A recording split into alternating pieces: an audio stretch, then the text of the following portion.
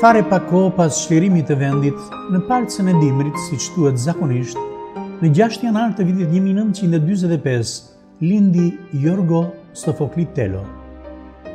Jorgoja ishte banori më i ri i fshatit Konsk të Zagorisë dhe ju shtua atij ditën e ujit të bekuar, dita kur Krishti u pagëzua në ujërat e lumit Jordan. Por nga dita e shenjtë e ujit të bekuar, duket se fëmia më i vogël i Konskës u bekua më shumë me talent, pasi në pjesën më të madhe të jetës ai u përball me probleme të vështira shëndetësore. Arsimin fillor Jorgoja e mori në vendlindjen e tij, ndërkohë që një shtator i vitit 1956 e gjeti atë në klasën e 5 të shkollës 7 vjeçare të ngritur në fshatin Zhej. Qysh në moshë të vogël, inteligjenca e Jorgos kontrastonte me fizikun e tij të dobët, po unë sot Themistokli Ndreu, një nga shokët e tij të shkollës. Ishte kjo arsyeja që në shumicën e vitit shkollor, ai të rinte në Zhej tek gjyshja duke shmangur kështu rrugëtimin e përditshëm drejt Konskës.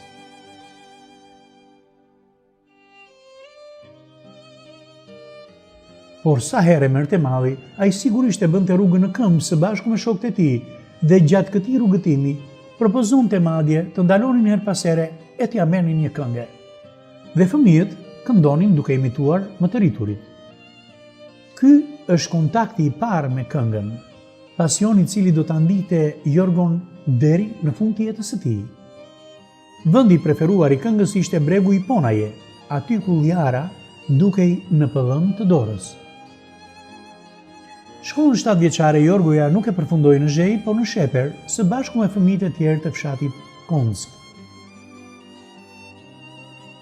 Në 1 shtator të vitit 1959, ai ndjek studimet në shkollën e mesme pedagogjike Pandeli Sotiri, ku jepnin mësim mësuesit më të mirë të kohës si Thoma Papapanu, Aleko Panu, Bekim Harxhi, Ali Fico e Hasan Sazani.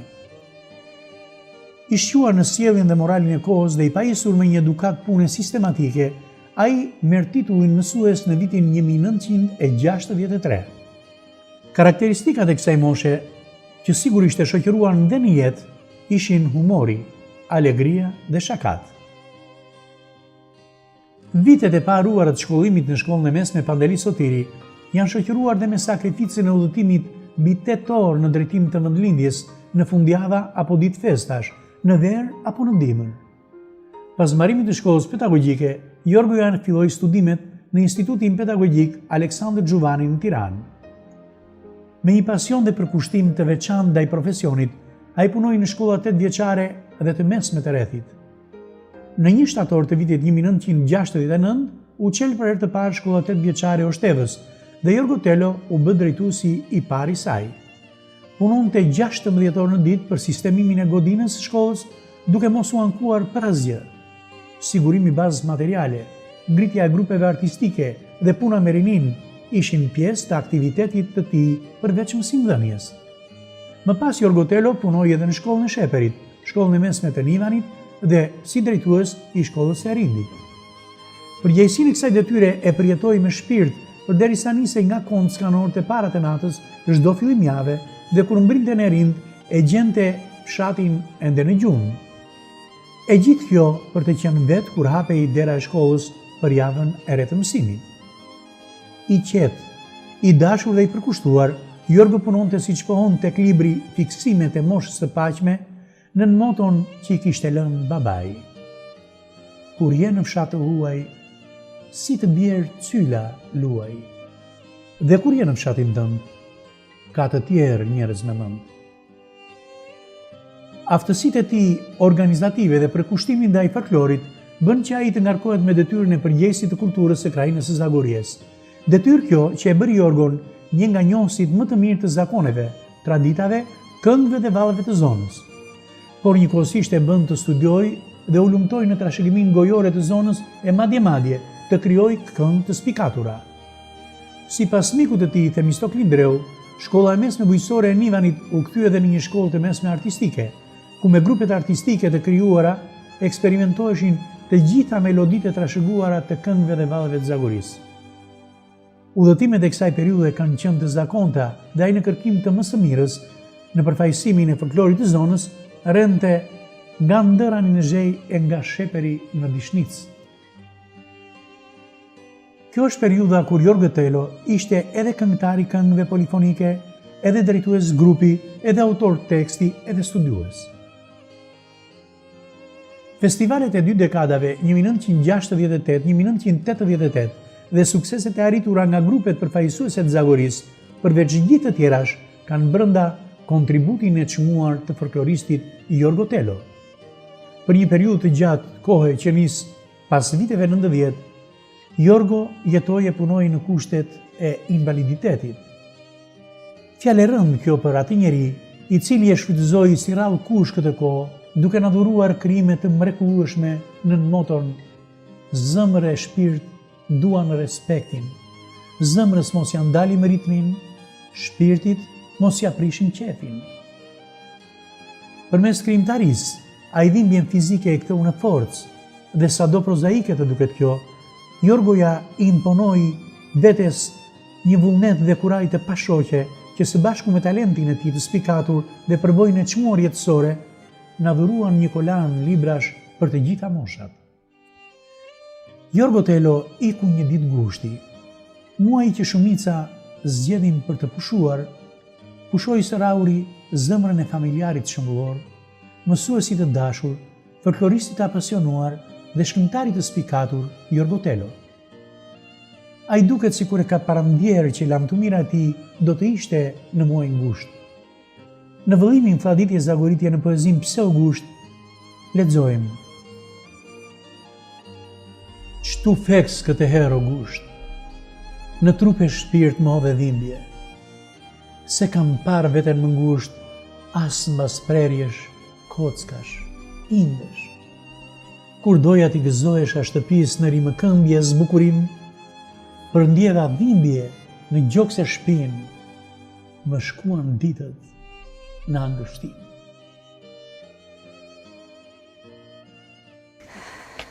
Kjo është shtëpia, porta ku është rritur babi.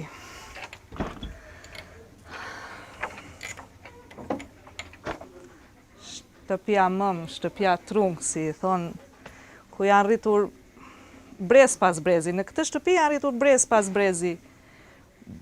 Babai, gjyshi, stërgjyshi, të gjithë paraardhësit, do me thënë të babit në këtë shtëpi, ne në këtë shtëpi jemi rritur.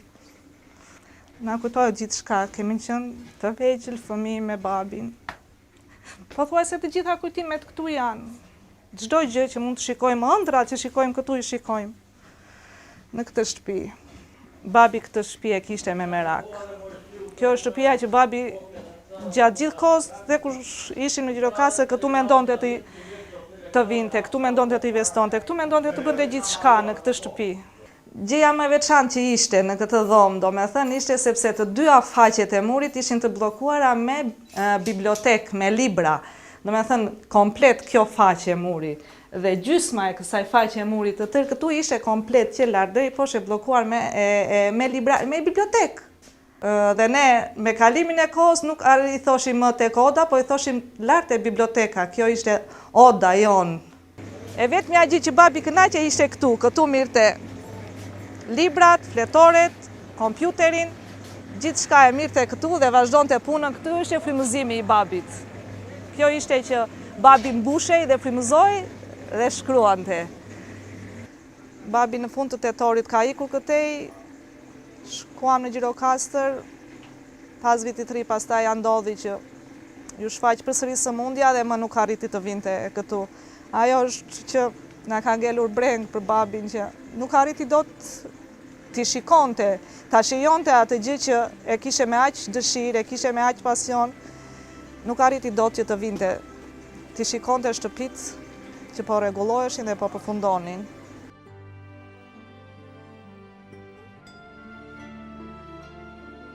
Ishte me të vërtet një bashkëshort i mirë, kaluam 46 vjetë bashkë, është një jetë e tërë, i rritëm fëmijët, ishim në fshat, kuptohet, me skamje me njërën, me tjetrën, me këshu, me gjitha të, e përballuam jetën, Ai kështu ka qenë që kur të thash që kur se me këtë punë është marrë mësues me kulturën, edhe kur ishe mësues ai e bënte punën e kulturës në Zagori. Ai ka filluar që shpejt, shumë shpejt me krijimtarin, po tani në këto kushtet që ishte këtu, tani e gjeti më shumë veten e tij dhe tani botoi dhe thuaj se po të gjitha libra tani në vitet e fundit, që ishte edhe i sëmur, tani i botoi të gjitha.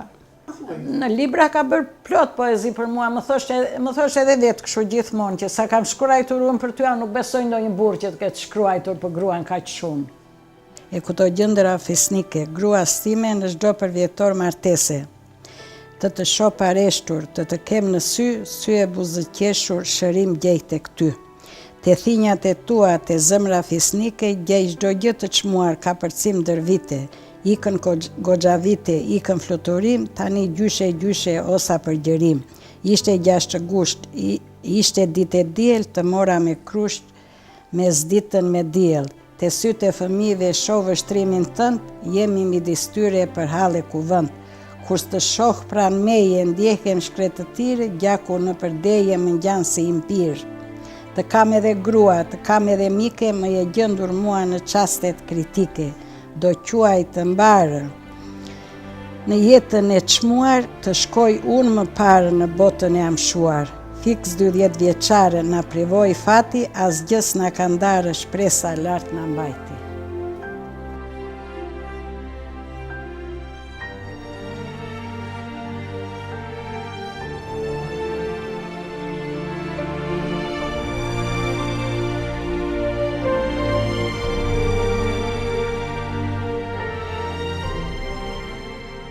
Kujtohet në Gjirokastër vinim gjithmonë me babin. Unë do të them vetëm me atë jam gjitur në skenë shumë herë atëherë për të kënduar, për të recituar, për estrada, për çdo gjë, domethënë ishte në aktivizonte të gjithë rinin, mund të them rinin e Zagorisë, e mbante në aktivitet me çdo gjë.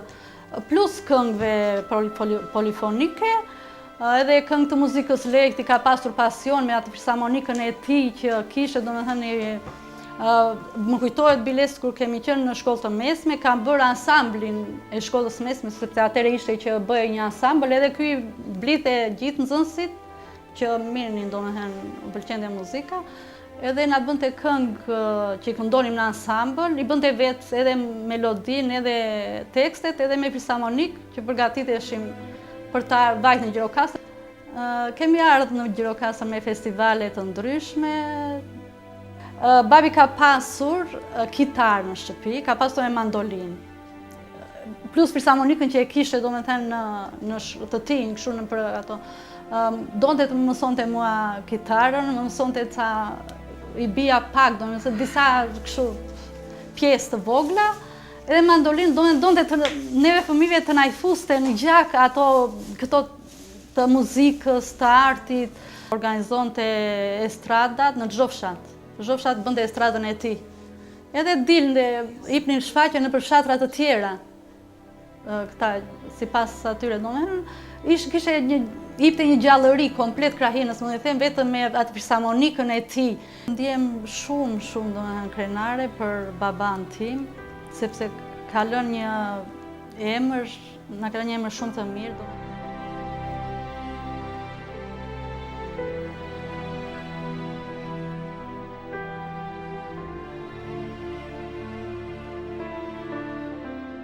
Për mua ishte një shpirt i pastër, me një vullnet të hekurt që kishte dashuri për jetën. Doja që t'i ngjaja për vullnetin e tij të hekurt. Ai më është bërë ndihmes që nga fëmijëria ime, ku te dhoma ime ishte biblioteka e tij, ku gjeja gjithmonë librat, që nga vegjelia, që nga rinia, dhe aty ishte pasuria e madhe që nga babai. Ka kushtuar dhe librin Kumte dashurore, disa poezi të tjera, si në emigrim që isha, lodhesh në punë, o birë atje me orë të zgjatura, po mendjen ku, ehta dishti, lemza s'na le, ndodhesh me ne çdo çast këtu. Poezi e shkurtër me kaq shumë shprehse dhe rrim të veçantë. A i mbush vitin tani, po neve nuk do të harrojmë kur ikjen e tia. Unë e kam vëlla me 2 mema dhe me 1 baba. Po nuk na është ndarë çdo ditë nga zemra prekja e tia dhe dashuria e tia. Qoftë për shoqërinë, qoftë dhe për mua si motër, të vetme që më kishte. Gjyshin tim kam pas një marrëdhënie shumë të veçantë. Ai ishte shumë i afërt, një person shumë i afërt për mua. Unë kam qenë mbesa e tij e parë dhe mbesa e vetme. Kishte shumë dëshirë që unë të merresha me botën e artit, her pas here më inkurajonte që unë të shkruaja, të këndoja. Më inkurajonte gjithmonë gjithashtu që të shkruaja bukur, të shkruaja pa gabime. Në kujtimet e mia më vjen gjithmonë ditëlindjet. Urimi i parë dhe më i bukur ishte gjithmonë nga gjyshi im. Ai më dërgonte mesazhin e parë gjithmonë në ditëlindje dhe mesazhi nuk ishte mesazh do si do, ishte një mesazh i qëndisur, siç dinte vetëm ai t'i bënte mesazhe të tilla, dhe mua kjo gjë më mungon sot. Që më mungon ai që t'i drejtohem për një ndihmë, më mungon ai që t'i drejtohem për një këshill, dhe me të vërtet më mungon çdo gjë e tij, buzëqeshja, më mungon forca që kishte ai për të jetuar, më mungon shprehja e tij e fytyrës kur ne vinim në shtëpi, e takonim tek tryeza e kompjuterit, e gjeja gjithmonë atje.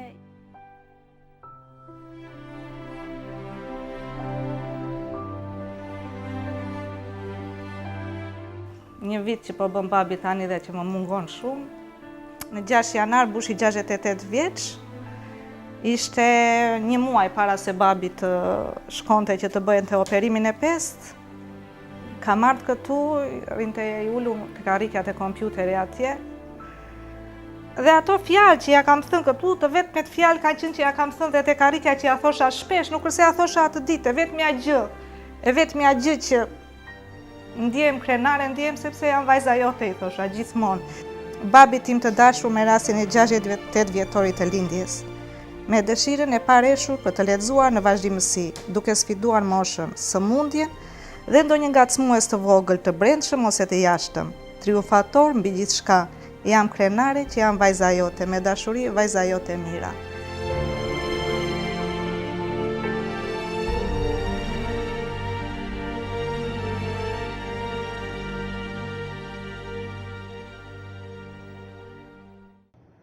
Jorgo Tello u kujdes që ashtu si piktorët që veç portreteve të shumë që realizojnë gjatë krijimtarisë të tyre artistike, tek tuk bëjnë edhe ndonjë autoportret. Edhe Jorgo në mënyrën më modeste të mundur ka realizuar një autoportret në mënyrë shumë lakonike vetëm me 3 vargje në kopertinën e librit Flladitje Zagorite.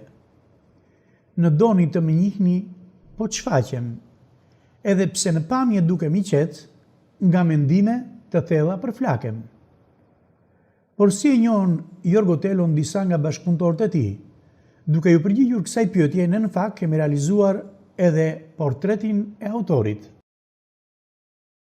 Ishte një shok i rrallë që kishte ndërtuar një komunikim shoqëror përmes humorit, të shëndosh. Nuk e njifte vulgaritetin, nuk e njifte në vlefësimin ndaj të tjerë, po kishte një thjeshtësi që shkonte deri në përsosmëri. Jo vetëm në shkollë, por edhe kur punonim me folklorin bashkë, unë kam ndier tek Jorgua që nuk do të harroj kur ndjenjën edhe dashurisë e kishte shumë të shtrenjtë. Puna më e madhe si krijues ai e bëri në tekstet poetike dhe në punën artistike me grupet folklorike. Nëse ka një Feti Bajrami apo një Zao Balili apo profesor Tasim Gjokutoj apo Lefter Qipa, në këtë kategori ishte edhe Jorgo Tello. sepse tekstet poetike të tij ai ngjiti deri në kala. Ose me të gjitha u sheu gjithë grupet folklorike të Lungjërisë, i mbajti gjallë. Dhe kishte dy vlera kryesore për mua. E para se ai shkruajti në strukturën e këngës popullore. Nuk bëri poetin, po shkruajti me ato mjete shprehëse që kërkonte tradita popullore. Dhe ky ishte shumë i predispozuar dhe i njohës i kësaj fushë. Në qoftë se do shikojmë me kujdes krijimtarinë e Jorgos, mua më bën përshtypje vullneti i tij i fortë. Është e pabesueshme se ky përballoi 20 botime. Ishte një vullnet i qenlikt, ishte një pasion i madh, ishte një ëndër e madhe që ai e bëri realitet jo kalimsi, jo në mënyrë kalimtare, po i bëri me një cilësi të lartë artistike. Jorgo Telon e kam njohitur në vitet 70, isha doktor veterinar në komitetin ekzekutiv dhe kishte një rregull që atje hipnin llogari përpara stafit të komitetit ekzekutiv për personelit. Edhe mblidhe gjithë personeli në sallën e madhe sipër dhe aty një ditë prej ditësh pash një djalë të ri që quhet Jorgo Telo. Në vitet 70 flas, ai diskutojti për përgatitjet që bëhen për festival, për kompozimet e tija, për tekstet e reja, se i shkruante vetë, ishte poet. Dhe njifte fisarmonikën, njifte makinën e shkrimit, më bëri përshtypje, e dëgjova me vëmendje. Jorgua ndryshonte nga njerëzit e tjerë, ndërkohë Jorgua që e paralizuar nga krahu i majt, vetëm dorën e djathtë punonte dhe një burr tani i vjetër, një burr punonte me dorën e djathtë shumë mirë dhe ta krahasosh me djemë të ri, me burra që rinë kot për kafenerët që u mbasin kohën, Jorgua ishte një model pune që kishte pretendime nga jeta e tij. Jorgo Telo ka meritën e veçantë që në qoftë se folklori ruajti nuancat dhe tiparet karakteristike të krahinës së zagorisë. Një ndër meritat kryesore është kjo e Jorgo Telos. Jorgo Telo edhe këndonte mirë. Jorgo Telo që kishte aftësinë që të gjete dhe të zgjidhte perla të këngës folklorike zagorite edhe të vinte në skemë. Nuk do të dal jashtë teme, po sot mua më mungon Vasil Bici. Sot mua më mungon Terpo. Sot mua më mungon Mjal Kaso. Që qenë. Po vëndin e Jorgo Telos, për problemet e tia nuk e zë asnjë. Kam patur fatin ta njoh para 50 vjetëve, në vitin 62, kur të dy student në Tiranë, na bashkoi jo vetëm qëllimi, por dhe afrimiteti si bashkëqytetar. Ishte i përzemërt, i papërtuar, ndihmonte cilido që i ofrohej për ndihmë në drejtim të letërsisë. Por mua më tepër më ka pëlqyer Jorgua jo vetëm si krijues i vargut të ëmbël, po dhe një si kritik letrar, kompetent, që u vleu shumë edhe krijuesve. Unë natyrisht ndjej dhimbje dhe emocionet nuk më lënë që ta përcjell të plot. Jorgon e vërtet, njeriun e thjesht, njeriun e talentuar, njeriun e pakursyer, atë familjar të mrekullueshëm që rrezatojnë edhe në cilësitë e fëmijëve që bashkë me Kasianin, bashkëshortën e tij, rriti dhe edukoi për vite me radhë. Sot që ai mbush vitin, unë me modesti kam sjell para publikut, para njohësve të tij, dy vargje modeste, të cilat i gdhënda me dashurinë e shpirtit. Për mbi shkronja jetën gdhënde, dhe mbi shkronja jetën trete, ndaj me shëmbulltyrën tënde ngele bluja në përdete, me ëmbëlsinë e vargut në him ngritë dashurinë, se në vend të Artemisës, në fron gjite Kasianin. Gjithçka lindi pena jote, ngelet kumt për njerëzin, që për qindra jetë e mote, ty të dhanë pavdeksin.